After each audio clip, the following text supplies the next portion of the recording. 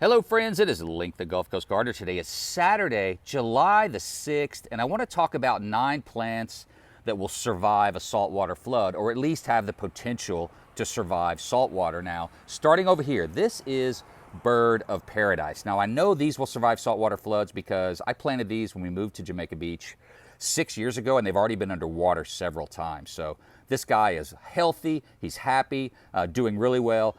It doesn't flower as much as if it was in full sun all day, but hey, it's nice to have this greenery that comes back from freezes and that will also survive saltwater floods. Now, here is a star jasmine. I love star jasmine. I grow these up the side of my house. I've been growing them for years, and they make such beautiful flowers that smell incredible. They're worth growing. They tend to freeze in the winter. They may or may not come back. But this guy survived a saltwater flood from just a couple of weeks ago. We had 4 or 5 inches of water in the yard, and look how green it is. It's nice and green and beautiful. It did drop some leaves, but you know what? It's doing really well. So we've got another saltwater flood coming up in the next 48 hours or so, so we'll see if it survives again. More birds of paradise, as you can see, doing just fine. More star jasmine, looking good. Now here's another interesting plant. I absolutely love this guy. This is a giant leopard plant. Now, it's really intended for full shade. I've got it on the west side of the house under the stairs. It does get some afternoon sun, but you know what? It loves it over here. It gets enough shade from the plants and the stairs. It's beautiful. Now, it froze back to a pile of mush over Christmas when it froze. It came back beautifully, bigger than ever. Most of it died back after the recent flood, but look, I've got plenty of green leaves. It's going to be just fine. Let's hope it survives the next round of flooding heading our way. Now, this is a Peggy Martin rose. I planted this specifically for saltwater floods. That's why it's famous. There was a lady named Peggy Martin down in Louisiana, and they discovered this plant at her house after being under 20 feet of salt water, if I'm not mistaken, maybe 10 feet. It was a lot of water, but it's known to survive saltwater floods, so a lot of people plant them down here. We had really bad winds with that last storm before the floods, so a lot of these things got beat up by the wind, but I still have plenty of greenery. Look, there's some new growth, so this plant is doing just fine.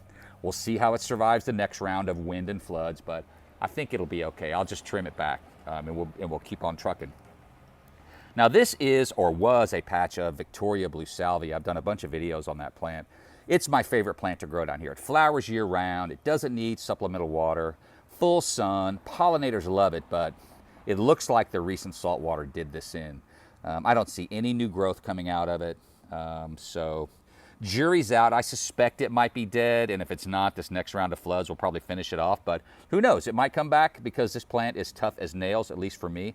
But it's very easy to start from seed. So I'll be starting more seed in late August, early September, and I'll have a giant patch of salvia established here in no time. Now, moving on to the next plant, check out this bougainvillea. We had these, there's 2 plants in here. We had them in containers up on the deck, but we just got tired of messing with them and the dropping leaves and the thorns and keeping it watered all the time. And check it out. It froze back in the containers over Christmas, and I thought they were dead. I brought them downstairs. I was just going to compost them, and they started growing again. So, heck, I put them in the ground, and it looks like they are going to be good for salt water as well. So, again, I had probably 4 or 5 inches of salt water over here. But look how green and beautiful this guy is. It did not miss a beat. You would not know that it was flooded. It looks awesome. And check out these Mexican oleanders. This is a kind of an unusual oleander that I got from a neighbor many, many years ago. And now I grow them from seed. Love this plant. This makes the most beautiful peach-colored flowers you've ever seen. And look how green and lush these guys are. Absolutely beautiful. Did not mind the saltwater flood. Again, I know I'm repeating myself, but we're about to have another one, probably even more saltwater, maybe for a longer period of time, so I hope these plants survive that as well. And down here, we have some spider lilies that my neighbor Ron Wooten gave to me. Thank you, Ron Wooten, if you're watching. I do appreciate it. Love these plants. They've been spreading really well. They love the full sun. I never water them. I love these beautiful white flowers. I should have trimmed them up before the video, but look how pretty these are. So pretty. Love those flowers. So spider lilies are really nice to grow down here in Gulf Coast Zone 9B. And they survived the flood. Let's hope they survive the next one. And here's another plant, also courtesy of Ron Wooten, if I'm not mistaken. Check out this Mexican petunia. Now, these guys get huge. They can get out of control, so you got to keep your eye on them. It's not hard to maintain. Just dig around the outside with a shovel, pull up any excess plants. You can stick those in a pot and move them someplace else. You can give them away, you can compost them, whatever. Once it's established, you will always have Mexican petunia. And these are absolutely beautiful. I mean, do we love stuff that flowers or what? I mean, check these flowers out.